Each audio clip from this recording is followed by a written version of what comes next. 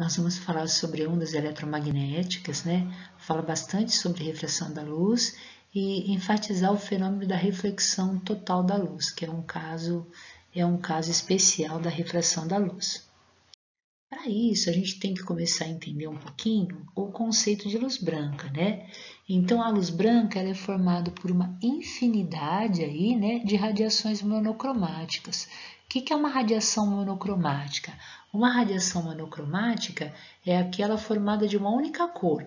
Então, eu tenho uma radiação monocromática vermelha, laranja, verde, azul, anil e violeta. Mas, na realidade, existem várias frequências para vários violetas, vários tipos de azul, vários tipos de verde. A soma de todas essas radiações ela é a luz branca, e eu falo que ela é uma radiação de várias cores, policromática, né? É importante nesse momento a gente falar da refração da luz. Então, o que é a refração? Que fenômeno é esse, né? É quando a luz passa de um meio para outro, envolvendo a mudança de velocidade de propagação. Olha que interessante a visão dessa figura, né? Eu vejo o canudinho aqui, parece que o canudinho está quebrado, mas ele não está quebrado, a gente sabe disso, né? Agora, por que a luz está sofrendo refração? Então, eu tenho que compreender que a luz que eu enxergo é a luz que o canudinho recebeu de uma fonte primária, como por exemplo uma lâmpada acesa, a luz do sol, ele reflete essa luz até os meus olhos. Então, na parte de cima, a luz foi refletida pelo canudinho, atravessou o ar, atravessou o vidro do copo, foi até o ar e chegou até os meus olhos. Na parte de baixo, a luz foi refletida pelo canudinho, né? Atravessou a água, o vidro e o ar e veio até os meus olhos. Então, há uma mudança de meio de propagação. E essa mudança no meio de propagação faz com que a velocidade da luz mude, né? A maior velocidade que a luz pode alcançar é no vácuo. É uma velocidade tão grande que eu considero ela uma constante. Essa constante eu vou falar que é 300 mil quilômetros por segundo. Em qualquer outro meio, a velocidade da luz é menor do que 300 mil quilômetros por segundo. E mudar de meio implica mudança de velocidade. É muito importante a gente entender uma grandeza chamada índice de refração absoluto de um meio, que nós vamos representar pela letra N, né? Ou também chamado de refringência. Como é que eu defino esse índice de refração? É uma razão, é uma divisão entre C, que é aquele número que nós acabamos de ver, 300 mil quilômetros por segundo, sobre V, que é a velocidade da luz no meio onde ela se encontra. Nós temos aqui uma tabela com vários materiais e com seus respectivos índices de refração. No caso do ar, o índice de refração da luz ao atravessar o ar é aproximadamente 1, né? Porque a velocidade com que a luz caminha no ar é próxima de 300 mil quilômetros por segundo. Então, 300 mil quilômetros por segundo dividido por 300 mil quilômetros por segundo, isso é igual a 1, né? Bom, essa figura é uma figura muito importante, né? Quando a luz sai de um meio 1 e se propaga para um meio 2, ou seja, um meio que tinha um índice de refração 1 e vai para um índice que tem um meio que tem índice de refração 2, o raio de luz que incide na superfície de separação entre os meios forma com a reta pontilhada normal um ângulo I. Esse raio atravessa para o meio 2 e forma com a normal um ângulo que nós chamamos. Quem que é esse índice de refração do meio 2 em relação ao meio 1? Nós chamamos de índice de refração relativo, né? Isso é N2 dividido por N1. Como N2 é C sobre V2 e N1 é C sobre V1, ao dividir fração sobre fração, nós vamos encontrar V1 sobre V2, né? É importante perceber que o índice de refração é inversamente proporcional à velocidade. Então, aonde o N é maior, a velocidade é menor. N e V são inversamente proporcionais. Essa figura agora é uma figura muito importante, né? Nós temos aqui o meio 1, podemos imaginar que é o ar, e nós temos o meio 2, que podemos imaginar que é a água, né? Temos um raio de luz que está incidindo na superfície que separa o ar da água. Esse raio nós vamos chamar de raio incidente e ele incide com uma velocidade V1. Bem no ponto de incidência, nós traçamos uma reta chamada reta normal. Essa reta normal forma com o ângulo de incidência um ângulo I1, né? O raio que atravessa a superfície nós vamos chamar de raio refratado e a luz se propaga nesse meio com uma velocidade V2 e o ângulo internormal e o raio refratado nós vamos chamar de ângulo R.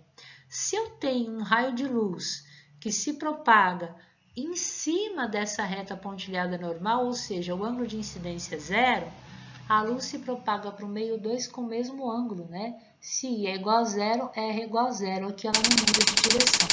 Então é importante a gente observar que a refração ela pode ser acompanhada ou não pelo desvio da trajetória, ou seja, depende do ângulo de incidência. Se o ângulo de incidência for 0 graus com a normal, não há mudança nem desvio da trajetória, né? Não há mudança da direção do raio, mas há mudança de velocidade. Se não for, ele muda a direção, né? Primeira lei da refração. O raio de luz incidente, essa reta pontilhada normal e o raio refratado pertencem ao mesmo plano, são coplanares. No caso, eles pertencem a esse plano vertical que nós estamos chamando de alfa, né? Segunda lei, né? A segunda lei vai relacionar os dois ângulos, ângulo de incidência e o ângulo de refração, com o índice de refração do meio 1 e o índice de refração do meio 2, né? Então, eu tenho N1 seno de I é igual a N2 seno de R, né? Se eu passar o N1 para o outro lado dividindo e o seno de R para o primeiro membro dividindo, eu vou ter que N2 está para N1, assim como o seno de I está para seno de R. E é importante observar que I é diretamente proporcional à velocidade de propagação da luz no meio 1. E R é diretamente proporcional à velocidade de propagação no meio 2. Então, I e V1 são proporcionais, R e V2 são proporcionais, mas ambos são inversamente proporcionais aos índices de refração. Tudo bem? Bom, aqui nós vamos ver dois slides interessantes, né? O primeiro diz que quando a luz vai de um meio menos refringente, exemplo ar, para um mais refringente como água, o raio de luz refratado se aproxima da normal. Então, olha que interessante, o ângulo e a velocidade na água diminuem porque o índice de refração aumentou. Então, olha lá, a velocidade e o índice de refração são inversamente proporcionais. A luz, ao passar de um meio mais refringente para um meio menos refringente, ela se afasta da normal. Vamos olhar essa figura, então, com bastante cuidado, né? A gente está percebendo que no meio A, a gente pode imaginar que o meio A é um vidro, por exemplo, que tem um índice de refração maior do que o índice de refração no meio B.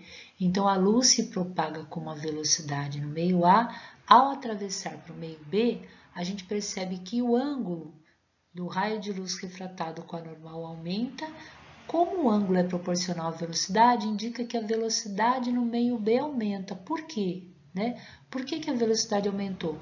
Porque o índice de refração nesse meio é menor, ele é um meio menos refringente do que o anterior. Então, a velocidade e o ângulo aumentaram porque o índice de refração diminuiu. Bom, consequências da lei de Snell-Descartes, né? Se o ângulo I é igual ao ângulo R, o raio de luz não sofre mudança de direção, porque na lei anterior, seno de I é igual a zero, seno de zero é zero, então o outro ângulo tem que ser 0 graus também, né? A gente tem agora uma imagem muito bonita, a imagem da refração atmosférica.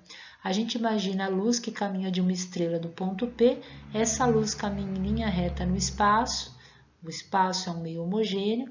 Ao chegar na atmosfera terrestre, a atmosfera aqui tem camadas diferentes de concentração de material. Então, a luz começa a mudar a sua direção. Quando esse raio de luz chega até o observador não vê o raio fazendo curva, né? Então, a luz chega para ele como se tivesse vindo de um ponto em linha reta até os seus olhos. Então, eu prolongo esse raio que chegou em linha reta, e a posição onde ele vai enxergar essa estrela é uma posição aparente, não é a posição verdadeira onde essa estrela está. A mesma coisa acontece aqui nessa imagem, né? Só para a gente ter uma noção, eu tenho uma estrela real, o raio de luz caminha no espaço em linha reta, ao chegar na atmosfera terrestre muda de velocidade, muda de direção. A pessoa que está na Terra imagina ou vê, enxerga esse raio como se ele tivesse vindo do espaço, mas sem fazer curva. Então, ele não vê a posição real da estrela, ele vê a posição transparente. Isso acontece no pôr do sol, né? Quando a gente está vendo essa imagem do sol, na realidade a gente está vendo uma imagem aparente do sol, o sol já se pôs, né? Então, pelo fato da luz vir e sofrer refração na atmosfera, eu estou vendo aquilo que eu estou vendo, não é mais a posição verdadeira do sol. E tem um fenômeno muito importante chamado reflexão total, no qual a gente vai estudar um caso especial da refração da luz. A gente vai imaginar dois meios, meio 1 ar, meio 2, por exemplo, água. Então, o meio 2 é mais refringente que o meio 1. Um raio incidente, que forma com a reta normal um ângulo de incidência aí, né?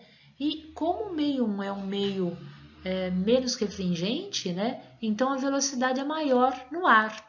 Aqui nós vamos perceber que a reta se afasta da normal e o raio é refratado com ângulo R. Se eu jogar agora um raio incidente que tem um ângulo maior do que aquele que eu representei pela reta preta, um ângulo maior, eu percebo que o raio refratado tem que formar um ângulo maior do que o original preto, né?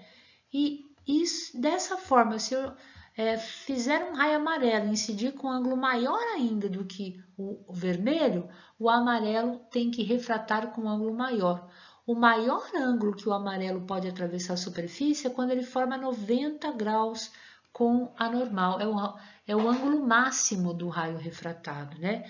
Qualquer outro raio que agora eu jogar, o branquinho, por exemplo, né, chega na superfície, ele tem que refratar com um ângulo maior que o amarelo, mas se é maior que o amarelo, ele volta para a superfície original, né? E aí significa o quê? Esse ângulo que o raio amarelinho está formando com a normal é o máximo ângulo em que ocorre refração. Qualquer ângulo maior do que ele, a luz vai voltar para o mesmo meio de propagação original, né? E aí esse fenômeno a gente chama de reflexão total. A gente só tem que observar que esse fenômeno só ocorre quando a luz vai do meio mais refringente para o meio menos refringente. Eu vou pensar do meio mais denso para o meio menos denso, né? Como é que eu determino esse ângulo limite, né? Então, quando eu joguei a luz no ângulo máximo, é quando o raio refratado formou 90 graus com a normal. Se eu usar a lei de Snell-Descartes, N1 seno de L é igual a N2 seno de 90, como seno de 90 é 1, eu tenho que o seno desse ângulo limite aqui é o N2, ou seja, para onde a luz foi, sobre N1, né? O índice de refração da onde a luz veio, né? Bom, esse fenômeno da reflexão total é muito usado aqui nas fibras ópticas, né? Então, dependendo do ângulo em que a luz incide na superfície, ele pode atravessar esse material que compõe a fibra óptica, que é um material transparente. Então, para certos ângulos, esse raio de luz atravessa. Mas para um ângulo especial, que é o ângulo limite, se eu fizer incidir com um ângulo maior que o ângulo limite, a luz vai sofrer reflexões sucessivas dentro desse material transparente. É o que está sendo mostrado nessa figura acima e nessa figura aqui, onde eu tenho o raio luminoso 1 e raio luminoso 2, ambos jogados, se eu traçar normal, com um ângulo maior do que o ângulo limite, e aí a luz vai ficar sofrendo reflexões sucessivas dentro desse material, que é um material transparente. Aqui nós temos um desenho da fibra óptica, é um fio transparente, mas a luz vai sofrendo reflexões totais e só sai na extremidade da fibra, né? Tem um outro exemplo também para a gente entender a questão da reflexão total, que é o caso dos diamantes, né? Então, nós temos aqui raios de luz, né, incidindo na superfície do diamante, né? Se ele incidir com um ângulo de incidência menor do que 24 graus, a maior parte da luz é refratada, né? Agora, maior do que 24 graus, a luz ela vai sofrer reflexões totais internas, né? Isso tem a ver também com a forma como esse diamante é lapidado. Espero que vocês tenham entendido, que vocês tenham gostado, e a gente vai para o próximo bloco, que é o bloco 3.